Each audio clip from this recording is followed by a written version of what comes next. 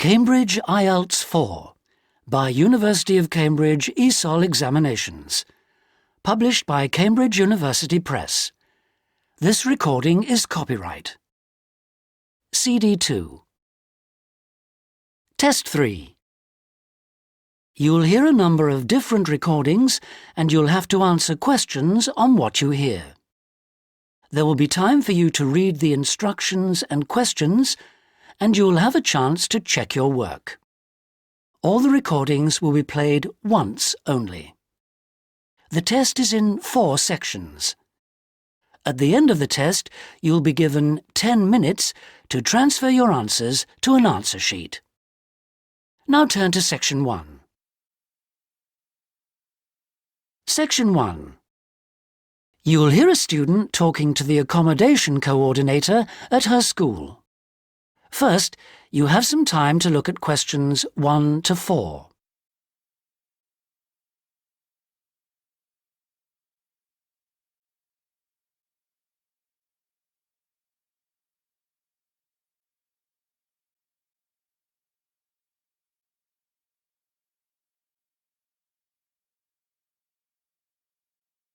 You'll see that there is an example which has been done for you.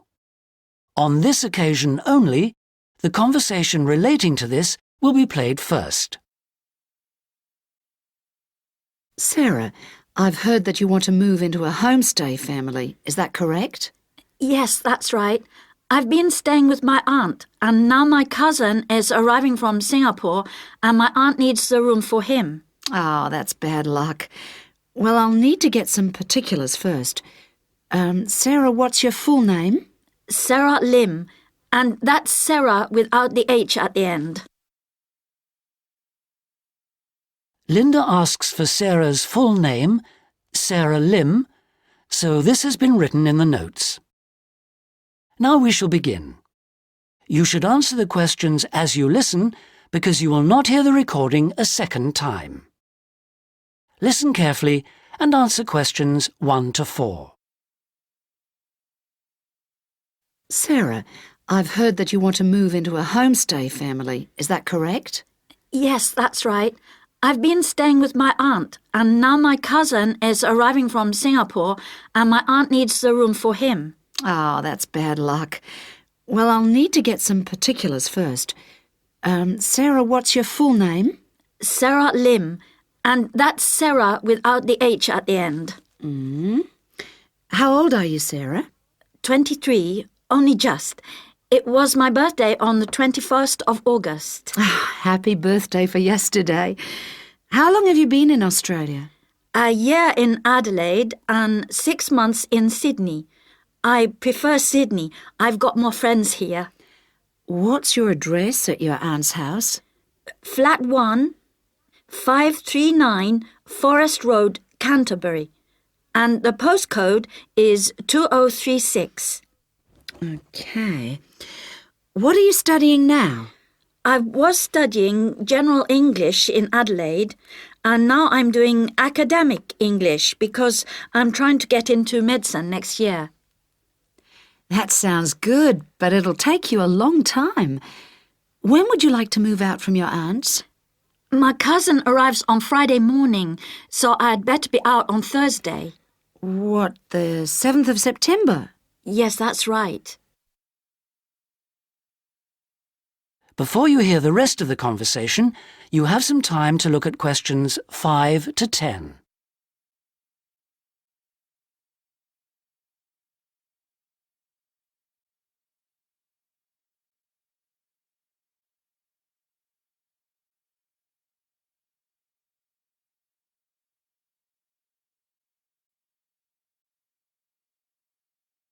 Now listen and answer questions 5 to 10. That doesn't leave us much time. Right, okay. I need to know what kind of accommodation you'd like so I can get you something suitable. Can I share a room with someone else? I've been alone in my room at my aunt's, and I've always shared with my sister, and I like that. Yes, fine. That'll save you money too. Would you like to live with a family, or do you think that a single person would be better for you? I have lots of very nice single people on my books. Do you have any women living alone, retired women? Yes, I have quite a few whose children have grown up and left home. In fact, I have some really lovely retired ladies living by themselves who just love the company of students. Most of them live in flats, but that's not a problem for you, is it? Not at all. I'm used to that. My aunt lives in a flat too, remember? I'm not used to a big house with a garden, swimming pool, pets and all that. OK, fine. I know quite a bit about what you want now. I should let you know that your rent will be $160 per week. You'll have to pay me $320 as a deposit before you move in. The deposit is as insurance in case you break something. You'll need to pay monthly to me by cash or cheque, I don't mind. You don't need to pay for gas, electricity or water, but you will need to pay your proportion of the phone bill. Most families do that on an honour system, but you'll have to wait and see. Have you got any more questions for me? When will you know where I can go? I'll work on it now. So come and see me tomorrow, and I should have some news for you then. Thanks a lot. Goodbye. See you tomorrow. After lunch would be better for me. OK. See you then. Bye. That is the end of section 1. You now have half a minute.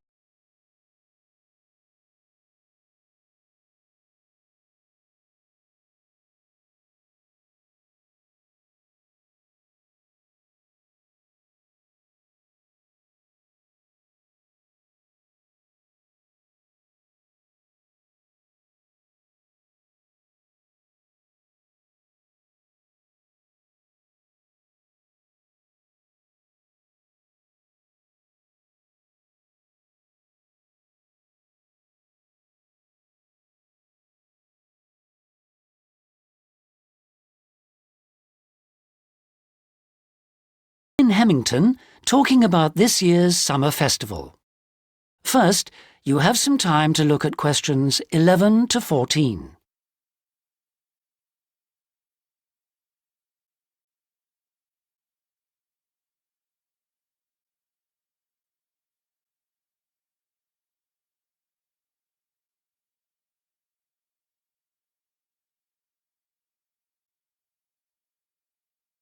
Now listen carefully and answer questions 11 to 14. Good evening. And in this week's edition of Focus on the Arts, Jane Hemington is going to fill us in on what's in store for us at this year's Summer Festival. Over to you, Jane. Thank you, Jeffrey. This year, the Summer Festival is the biggest we've ever seen, so there should be something for everybody. This is the 3rd year they've run it, and the timing's slightly different. For the last couple of years, it's been around the 5th to 17th, but this year, they wanted to allow everyone enough time to recover from the 1st of January celebrations, and they've put it at the end of the month. The program has sensational theater, dance, and also a large number of art exhibitions. But the thing the festival is most famous for is its great street music. For today's report, though, Jeffrey, I'm looking at some of the theatrical events that you might like to see. In particular, at this year's theme, circuses. I'm going to tell you about 2 circus performances, but there are plenty of others in the program. I've chosen these because they represent distinct movements within circus performance. The first is the Circus Romano from Italy. As this is a traveling circus, it follows a long tradition by performing in a marquee, which is really like a canvas portable building, usually put up in a green space or car park rather than in a theater or stadium. Before you hear the rest of the talk, you have some time to look at questions 15 to 20.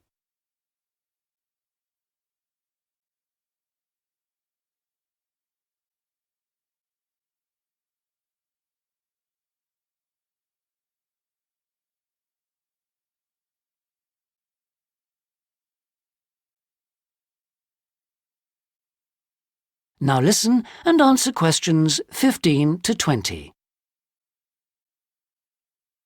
In spite of this, Circus Romano isn't at all like the traditional circuses I grew up with. There are no animals, just very talented clowning and acrobatic routines. The show has a lot of very funny moments, especially at the beginning.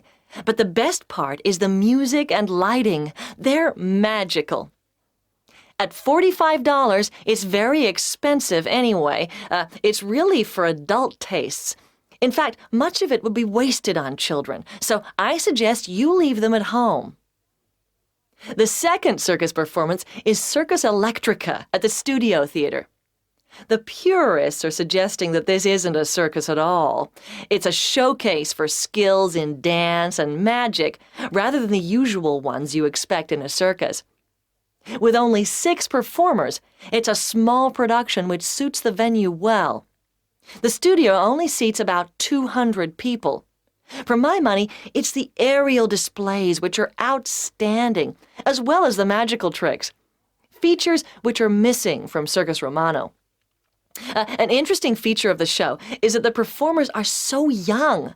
The youngest is only 14, but it's still well worth seeing. A good one for the whole family. And finally, as it's summer, you may wish to see some of the festival performances that are being presented outdoors, like the famous Mekong water puppet troupe performing in the city gardens this week. Now, water puppetry is amazing. It's large puppets on long sticks, controlled by puppeteers standing waist deep in the lake. The puppets do comedy routines, and there is some terrific formation dancing.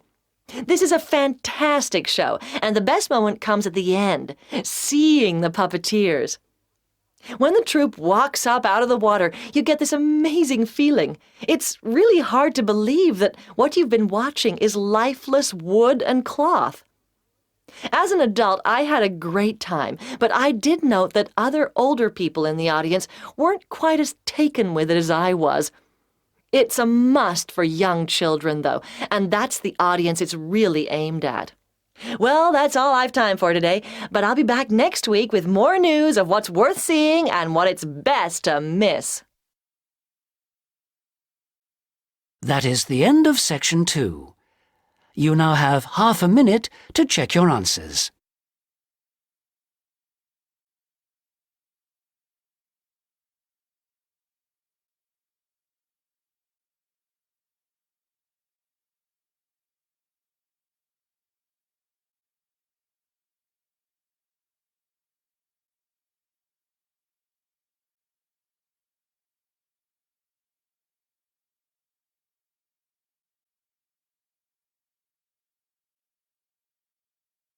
Now turn to Section 3.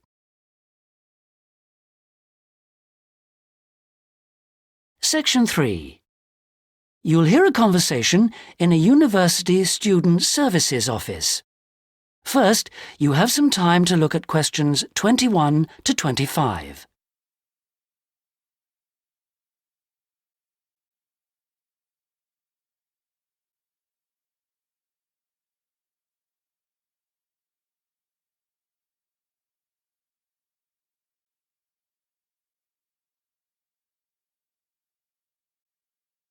Now listen carefully and answer questions 21 to 25. Hello, I'm Dawn Matthews. Yes, hello. I've been referred to you because I'm inquiring about the refresher courses that you run.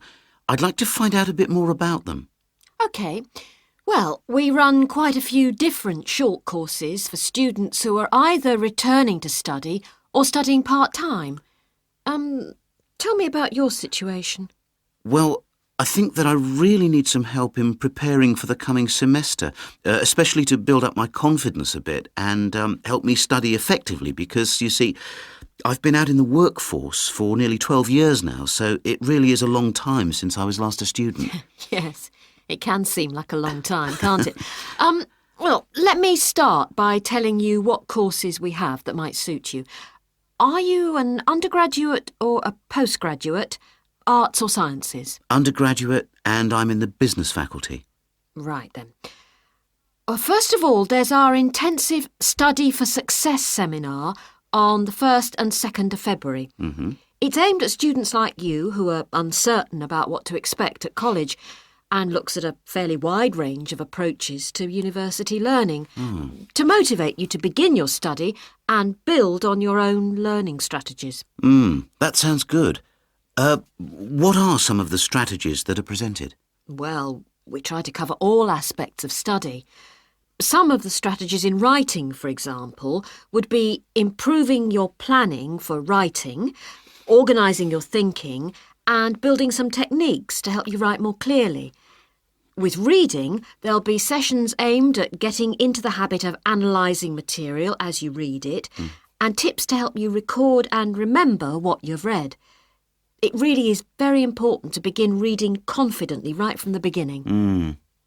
There's also advice on how to get the most from your lectures and practice in giving confident presentations, as well as how to prepare for exams. What about the motivational side of things? Well, there's a range of motivational exercises that we do to help the students feel positive and enthusiastic about their study. The process of learning and exploring a subject can lead to a whole new way of looking at the world, and the study skills and techniques that you build up can be applied in all sorts of different ways. Before you hear the rest of the conversation, you have some time to look at questions 26 to 30.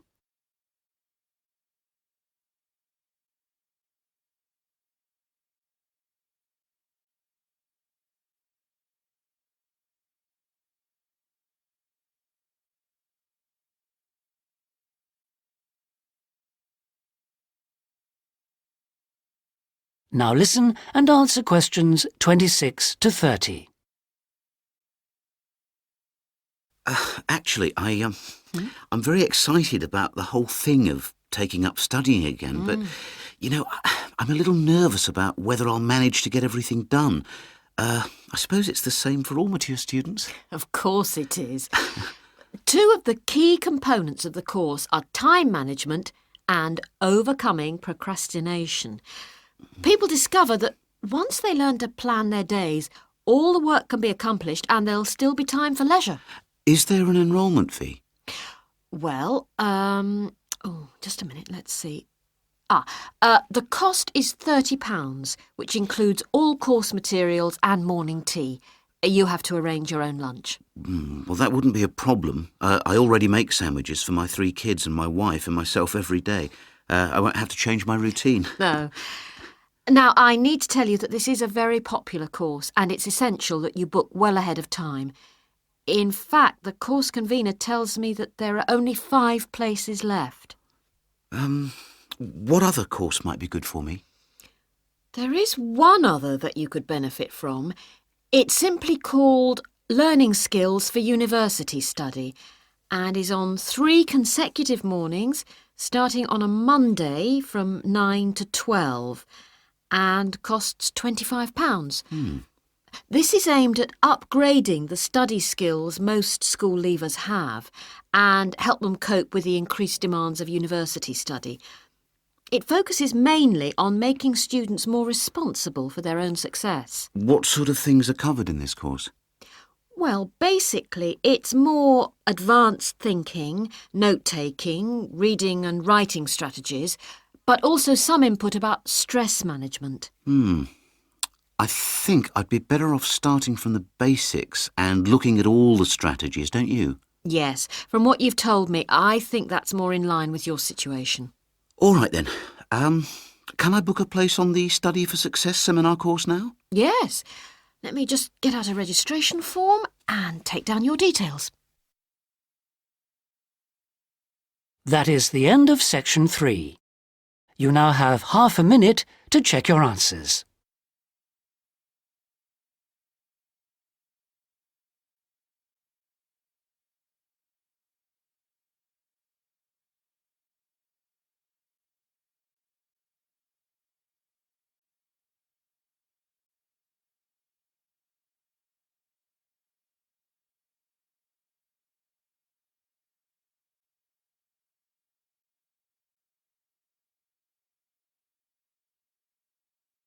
Now turn to section 4.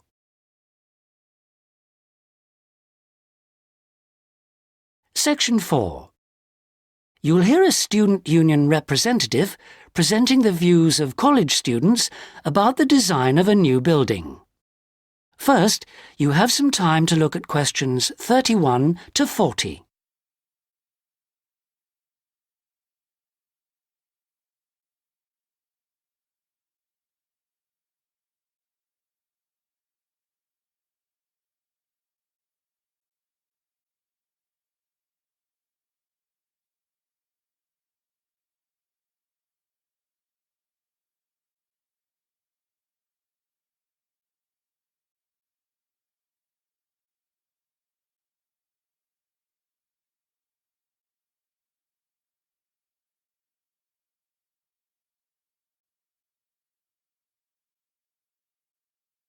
Now listen carefully and answer questions 31 to 40. We're very grateful that the committee has agreed that a representative for the Students' Union can present student suggestions about the design for the proposed new union building. We appreciate that some of our ideas may not be feasible in the circumstances, but we do feel that it is important that the ultimate beneficiaries of the facilities should have some say in its design. If I could start by briefly explaining what steps were taken to find out student opinion and how we have arrived at conclusions. Firstly, a meeting was held in the current union for our SU committee to explain the options. Then we invited all students to submit written suggestions for the design, placing cards in a suggestion box. These suggestions then provided the basis for the design of a questionnaire which was completed by approximately 2,000 of the college students over a period of 3 weeks. Finally, the SU committee collated the results and drew up a report. If I can just hand around a copy of that report. This presentation is essentially a summary and discussion of the key points of this report. So, in broad terms, the consensus was as follows. Firstly, regarding the crucial matter of the site, we presented the 3 options that you have proposed. 1, in the city center near the Faculty of Education, 2, on the outskirts of the city near the park, and 3, out of town near the halls of residence. We asked students to cite reasons for and against these sites, and there was remarkable agreement on all 3. Site 1 was unpopular because of traffic and parking problems. Site 2 had a number of supporters, mainly because it was close to most lecture rooms.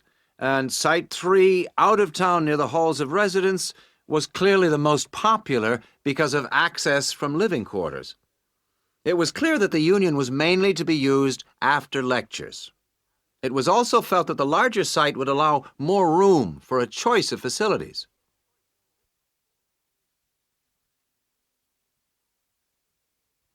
Our second area of interest was obviously the facilities. There was minimal interest in having a library on the premises, but one option seemed to be a reading room instead, more useful. We would like the current table games room to be replaced with a small gym, and if possible, a small swimming pool. Not, of course, Olympic-sized. There was a large number of respondents in favor of a travel agents and insurance center. We also request that there be the offices of the Student Counseling Center, moving this from the refectory. There was, however, much disagreement about whether to build a drama theater.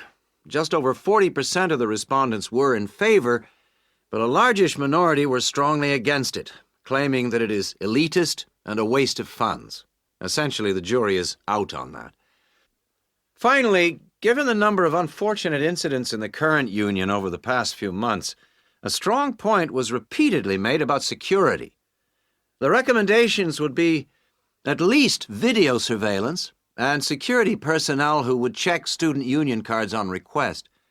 We doubt if it would be feasible to have a check at reception of all people coming in. Well, this is the summary of the views of the student population. As I say, fuller details are given in our report, but I'm happy to take any questions if you have them. That is the end of section 4. You now have half a minute to check your answers.